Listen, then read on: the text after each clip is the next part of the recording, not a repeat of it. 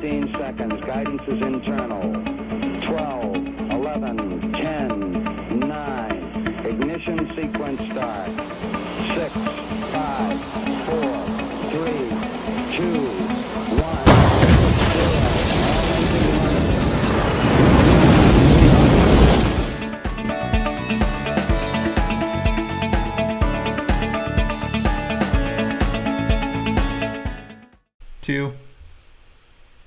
All right, welcome everyone to another episode of American Stock FPL Game Week 4 preview. A little bit different this week. Currently, I'm in a move, so not our typical episode. We'll be back to our regular video and everything next week. So a pretty interesting weekend Game Week 3 was. Many wild cards, but a lot of low points. I just hit 50 points and had a slight green arrow. How about yourself, Jason? Yeah, I was a little under 50 points, but I also got a green arrow because my rank was so terrible going into it that it was hard to go down any further. Right. So this week's episode, we'll talk a little bit about what we learned from Game Week 3. We'll discuss our teams, the Fantasy Premier League schedule, our watch list, and then some of our highlighted players from our watch list. And finally give some of our top recommendations for the next recent 3 to 4 game weeks. Yep. Again, if you guys like the content, we appreciate likes, subscriptions, and comments on the video. We also have a new Twitter. You can follow us for our latest ideas and our latest teams. Isn't that right, Jason? Yeah, we record these once a week, but if you want content throughout the week, we're always on Twitter updating our teams, giving tidbits, injury updates, more recent views on things that have happened. So yeah, it's good to follow us on there if you want to stay up to date. And again, we're proud to be part of the Fantasy Football Scout Academy. You can check out their links below. They've got excellent content, including stats and articles. Absolutely. All right, so let's check out our American Stock FPL Open Cup standings. Big shout out to Brandon at number 1, 55 points. And then Darth Hall, the Phantom Menace, and Casper as well, who was number 1 last week, drops to top 3. So big shout outs to all those guys. It seems like they've started off quite well. Near 200, you did quite well. Wouldn't you agree, Jason? Absolutely. Yeah, I see you down in 6th place with 187 points. So you're right behind the leaders right now.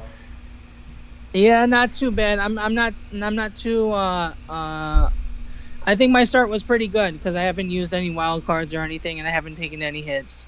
Yep. So I'm doing okay. It's mainly DCL has been helping me out. Yeah, if you have him on your team, you're doing pretty well right now. That's what I think. All right, let's move on. So Jason, tell me a little bit what you learned from Game Week 3. All right, so I'll run through each match. Let's just try and do like one takeaway from each. United, terrible again, but somehow they beat Brighton. Big story here is penalties. Bruno's on penalties. Maupai's on penalties. That's how you got points in that match. Everton edged out Crystal Palace in a pretty even affair. Big news here is Richarlison took the penalty kick with James and Calvert-Lewin on the field. So it appears he's in line for PKs for Everton. Granted, Sigurdsson was not on the field, who used to be their PK taker. So it's still unclear who's number 1 if they're both on the field at the same time. Let's go to Chelsea. So they went down 3-0 to West Brom, came back and tied at 3-3 in the end. Kai Havertz finally got his first return of the year with an assist. Timo Werner had an unfortunate blank.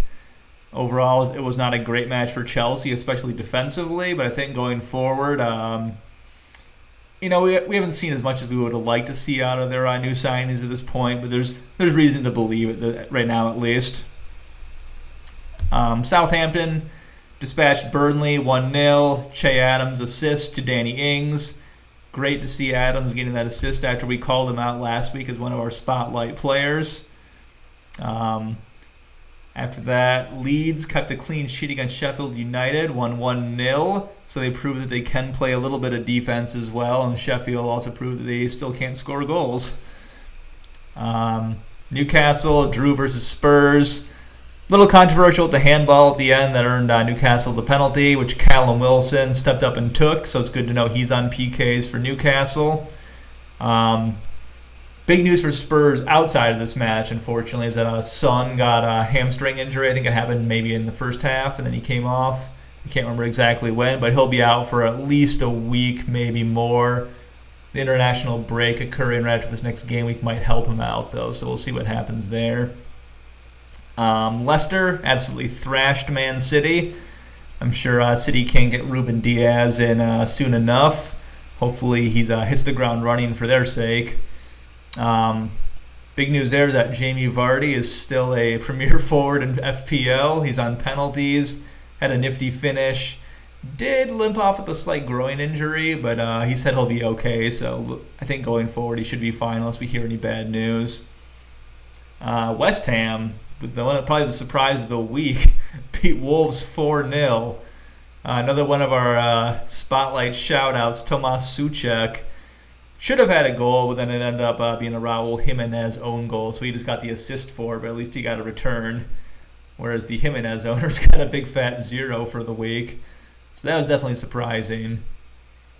Aston Villa kind of proved that Fulham are still the whipping boys of the league with a 3-0 win. I think that the big news is Villa are pretty good defensively, and Fulham are good to target, both offensively and defensively. And last match, the big one, Liverpool versus Arsenal. Liverpool won in a pretty comfortable match. I don't think I ever really thought Arsenal was going to win that one. Lacazette got another goal, but also missed a ton of chances. Mane got the goal, while Salah got an assist. And then the two wingbacks got a goal and an assist each for Liverpool. Yeah, I was really looking forward to seeing that Liverpool-Arsenal match, but really Liverpool just kind of dominated more than I expected. Lacazette missed one big chance where he could have made it 2-2, but then ultimately just Liverpool or overall comfortable. Yep. I think one of the big talking points of the whole game week was the handball rule. What do you think of that, Jason? Yeah, there's definitely a lot of penalties being awarded, and after the game week, they've actually changed the rule since then. There was so much complaints about it. So there's going to be more subjectivity for the officials in relation to the distance traveled, if there's a deflection on the ball before it hits the hand, and where the hand is in relation to the body, if they really feel they're making the body bigger, I believe. But the one key is that if the arms are above the head, the rule will remain the same in that regard. So what does that mean? That means the penalty that United earned to beat Brighton still would have been awarded. And it also means that the penalty that Newcastle were awarded to draw versus Spurs would have still been awarded based on the rule. So even though it's changed and there's going to be probably fewer handballs going forward, there's still going to be more than in past years, I think. Yeah, I think so too. Knowing this, do you think you're going to alter your team a little bit, maybe focus more on penalty takers? I think I was already kind of leaning that way anyways, just based on the players I wanted. So it just kind of worked out that getting penalty takers is even more key right now. But yeah, I think targeting penalty takers is a very legit strategy right now. Yeah. So an interesting week, but we're still not too many game weeks in, so we don't really have enough material to really spot specific trends. But let's just move on then to how our teams did.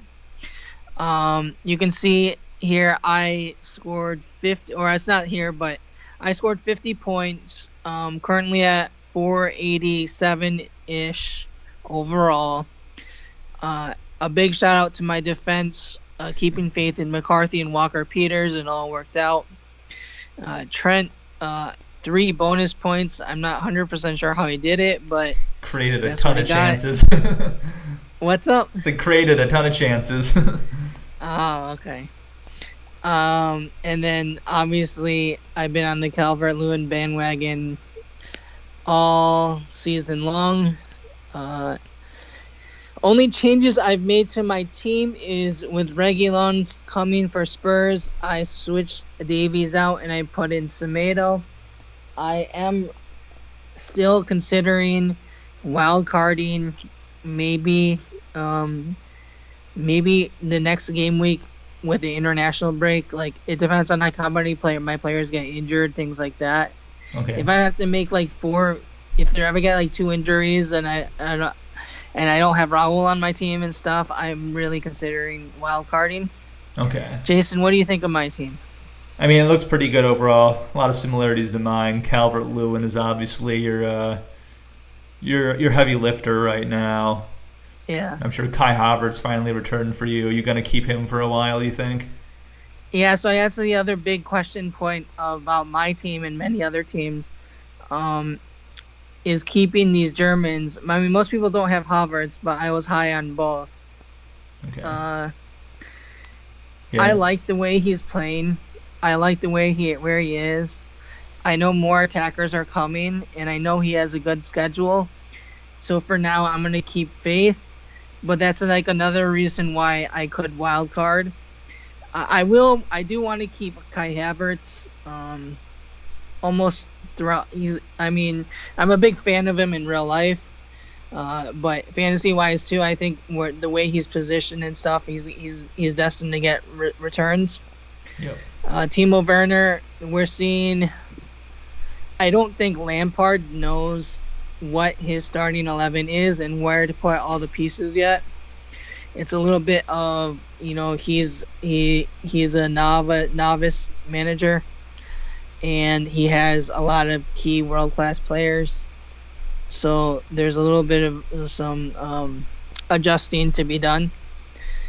But so I'd be more prone to take out Werner for like a Raul Jimenez than move Havertz. Okay. All right, so let's move on to your team, Jason. All right, so my Southampton assets came through, but unfortunately Walker Peters I had on the bench. Souček and Che Adams, like I said, are spotlight players from last week, both delivered with returns this week. So all good there. I'm still on the Souček and Adams train, so that's going to keep going for me. Beyond that, I think one of my big calls for my team is my misfiring forwards, Werner and Martial. So I already transferred out Martial for Raul Jimenez because Martial was about to drop in price and Jimenez was about to rise in price. So while normally I like to wait for my transfers, I felt I had to act quickly just to avoid that minus 0.2 swing. So I went ahead and did that. Looking forward, I'm keeping with Werner for now, but he's on a short leash, especially with Calvert-Lewin out there that I can downgrade easily to, or even upgrade to like a Jamie Vardy or a Harry Kane if I wanted to. So I have some options either way, so I'm just going to give it another week and see what happens. Outside of that, what are your thoughts? Yeah, I like the move away from Martial. Uniteds are kind of starting off slow, kind of not quite in top gear yet. Kind of same with City. Ultimately, everyone knows Man United's attack will be elite come sometime soon, but they're just not quite there yet. And then when you consider Raul's both his history of goals and his schedule, is kind of hard not to go with him unless you want to take a shot with a DCL, which is not bad at all. Yeah, either way. Yeah, there's other options. I mean, obviously there's Danny Ings too, and that's someone that definitely needs to be mentioned as well. But you have Che Adams too. I don't know if you want to double up on Southampton. I like Southampton, but I already have 3 of their assets, so I'd have to get rid of at least one to get Ings in. Oh yeah, I forgot. But if I was on a wild card and I had a choice between Adams and Ings, I'd go Ings. Yeah. So what do you think of the wild card? Are you planning on keeping it in your pocket? Most likely, yeah. There's a few holes in my team I want to fix, but not enough that I feel like I should use my wild card at this point, especially when we already know there's double game weeks that are coming up at some point. One other note I just want to have on Man United and City, so they both kind of struggled out of the gates. I would also note that those two teams have had the shortest preseason of any since they were the ones that went the furthest in Europe in August, so they got extra time off. So I think it kind of makes sense that they both are having a kind of a slow start. And I think they'll eventually play their way into form, but for now I'm kind of holding off other than De Bruyne. And I guess if you wanted to have Bruno on your team, I'd recommend that as well. But outside of that, I'm kind of a wait and see on both City and United right now. Yeah, that's a good point. I agree with that point. Some teams, they were able to bounce, Bayern didn't have any issues. But PSG definitely had issues. They had a very slow start too.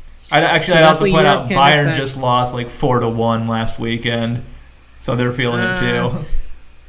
Whatever, Dortmund lost too, so it was not a big deal. Did you see the Super Cup though? That was interesting. I saw Bayern won 3-2 with Sancho sitting out. Yeah, Sancho with the illness. So-called illness. It's interesting. That's a well-timed illness, so we'll see what happens. 1 week, mate. 1 week away. Transfer deadline. Can't come soon enough. It's basically 4 days now, October 5th. Yeah, Monday, right? I know. I'll probably, that's another reason I was keeping my wild card, too.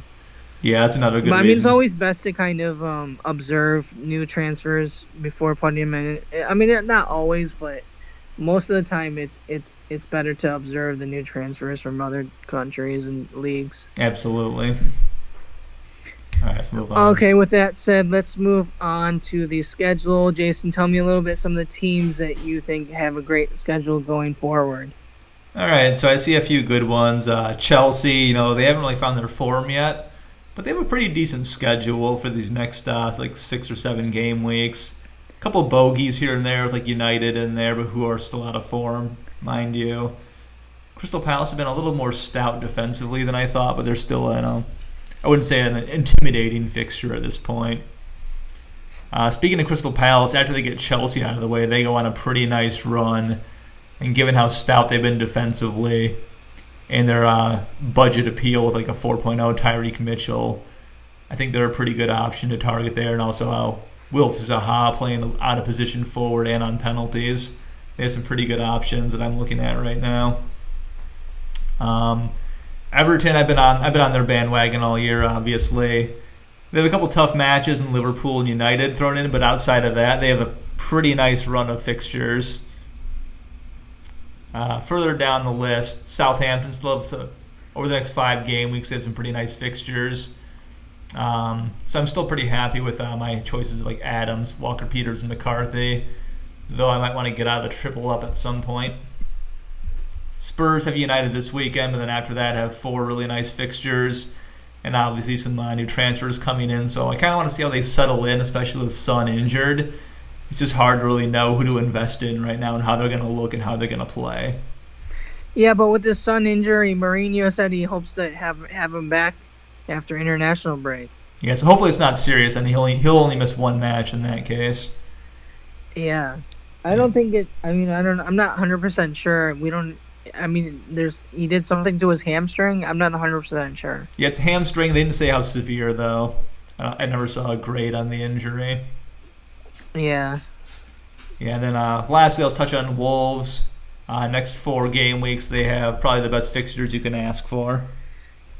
Of course. So. I don't think you can get any better. Fulham, Leeds, Newcastle. You can't get better. That's golden. I've doubled up on Wolves. I don't have Raul, but I got Podence and Semedo.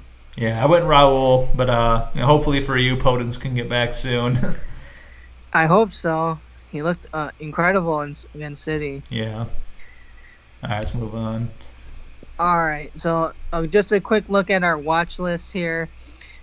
We'll go a little bit more in depth on 2 of our focus players. We kind of have been talking a little bit about these players throughout the podcast. Jason, just give me maybe a quick 4 that you see on this list that you're really paying close attention to.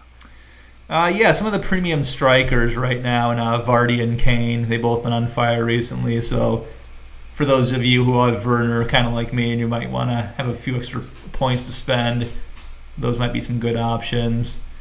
And then on the other side of the striker spectrum is more the budget options, Maupay, Bamford, Brewster. So Brewster, wait to see if he gets a loan or a sale first. But otherwise, Bamford and Maupay have looked pretty good so far, and Maupay is on penalties. Yeah, I agree with all of those, yeah, for sure. I think for me, I'm looking more at the wingers. I mean, not the wingers, but the backs, the wing backs, like your Lampteys, Reguilons, Deans. Yeah. I think there's some great value in there this year at that specific position. Also, like Dallas, Aileen, things like that.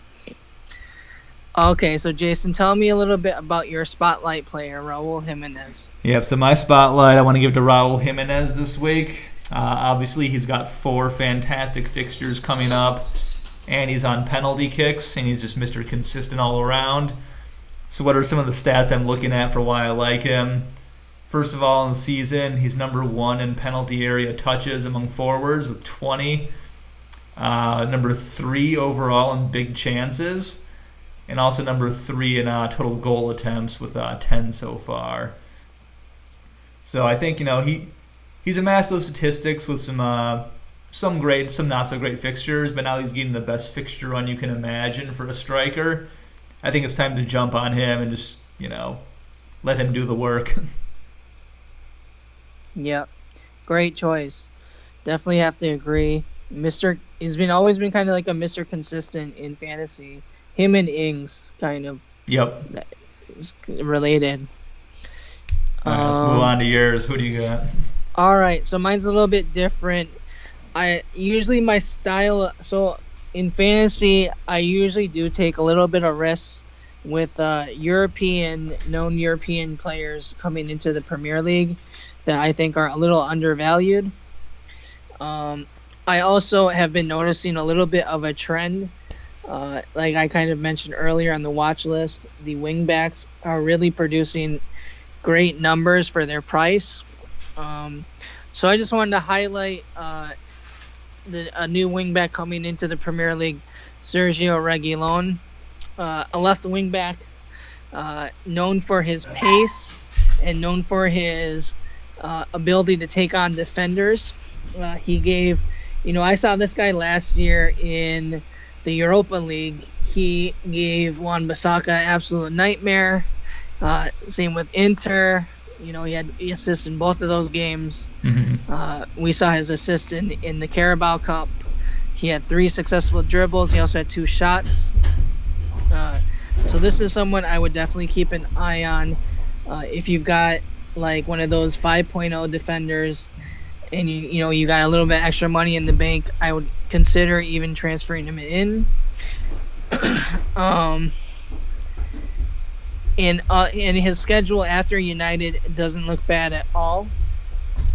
So just someone to keep a watch on, and maybe if you fancy a differential, maybe put him on your team straight away. I expect pretty big things from Reguilon, but I also expect big things from the wingback defenders in general. Overall, clean sheets have gone down, I think, this season, but the attacking returns on these guys is really making up for it.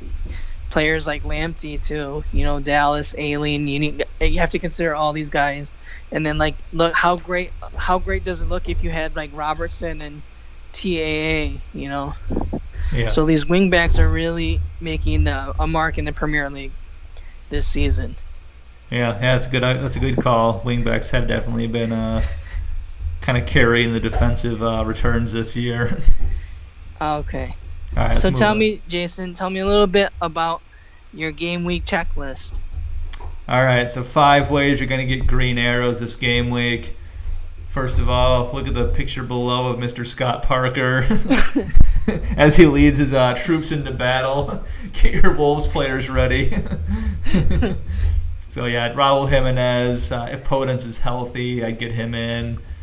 Defenders, you got Semedo, you got Saiz. Vinagre might have another game in as a budget defender if Marcel's still out. So, yeah, with those fixtures coming, I think getting Wolves players in right now is going to be great. I'm just kind of forgetting about their loss to West Ham at this point. I think that's history, and they're going to move on. Number 2, captain choice for the week. My top 3 choices are KDB versus Leeds, Salah versus Villa, and then Jimenez versus Wolves. Jimenez on Wolves versus Fulham. So I'm not sure who I'm going with yet. I'm kind of leaning towards KDB since Leeds have always had really high-scoring matches for the most part. But I'm still, I haven't determined that yet. Who do you have for that one? Yeah, last week I made a little bit of a risk move with Werner. This week I think I'm going to go a little bit more safe option. I know he blanked last week too, but KDP is going to be your safe option in my opinion versus Leeds. That's kind of what I thought too. I need a safe option at this point. All right. Point 3, I'm saying start your Saints and also hold them for now. I think they finally turned a corner after a tough start to the year. So guys like Ings, Adams, McCarthy, Kyle Walker-Peters, I would hold on to them for now. They still have some decent fixtures coming up. They look like they turned a corner, so no need for any panic transfers out. Number 4, this one's been on here for a while, but we're just going to keep talking about it. Go in on the Everton attack. Calvert-Lewin's still only 7.4. Richarlison's still 8. Rodriguez is only like 7.7 now, I think. That's some great value right there. With the way they're playing, you got to go all in on Everton right now. 5, we already touched on this earlier, but the handball rule has already been changed since last weekend. But targeting your PK takers, I think, is still a very valid strategy because I do expect PKs to be up over previous years.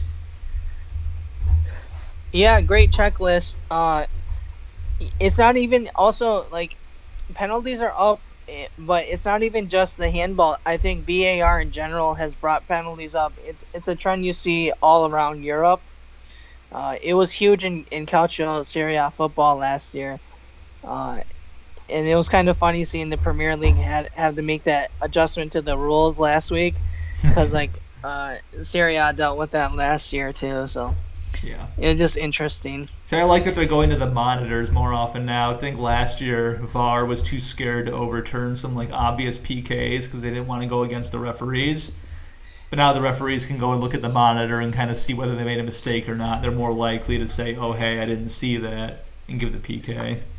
Yeah, I agree. Definitely, they were scared to go against the main ref, and that definitely played a role last year. But this year, it's a good thing that he's actually taking a look at the monitor himself. Absolutely. All right, so let's go on to our last segment here, our final rest recommendations. We've already kind of beat to death Raul Jimenez and Wolves. I don't need to say too much on that. Next one. A little bit more of a premier press striker choice here, Harry Kane. Not only is he making chances for others, but he's also has big chances himself. And then I kind of spoke a little bit more. Reguilon's coming in, Gareth Bale is coming in. Let's hope Son's injury isn't that bad. I'm guessing he's going to be back after the international break. And then that schedule will be good for Harry Kane after then too. So really a great option. I would go, if you guys are on that Vardy train, I would consider Harry Kane instead. And then last is going to be just kind of my whole spiel on wingbacks. Obviously Trent is the king of that and absolutely essential for your team. Yep. And Liverpool completely on form. Jason, how about yourself? So mine are not going to change at all from last week because I was right then and I'm right now. Number 1, Mohamed Salah. Nothing really needs to be said about him. He got an assist in the last game week, but was really unlucky not to get more. I'm going to continue to back him as much as I can. Number 2, Kevin De Bruyne. He's on PKs, he's on free kicks. He's retaining that number 10 spot with 2 defensive mids behind him. It's unfortunate that City are missing a striker right now with both Aguero and Jesus injured. But sooner rather than later, the returns are going to start flowing back to De Bruyne after that one blank week. And my third is going to be Raul Jimenez, Mr. Consistent. We already talked about it so much, but that schedule is probably the main reason I have him on here.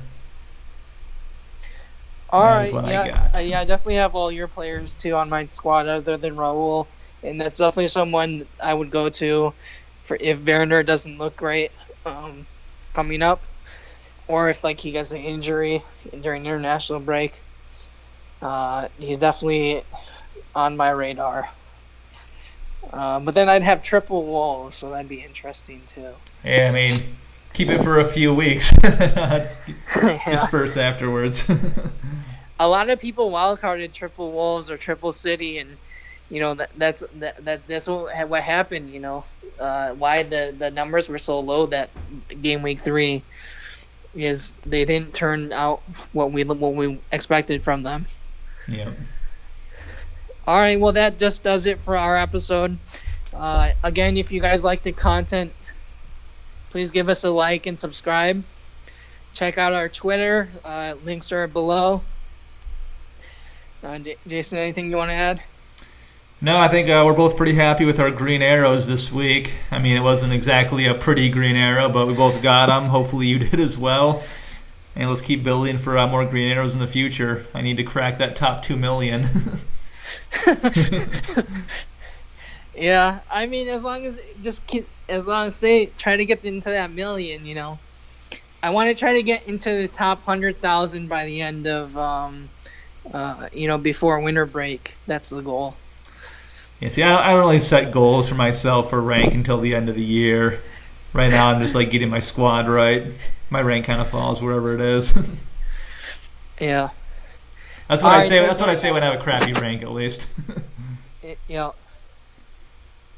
All right.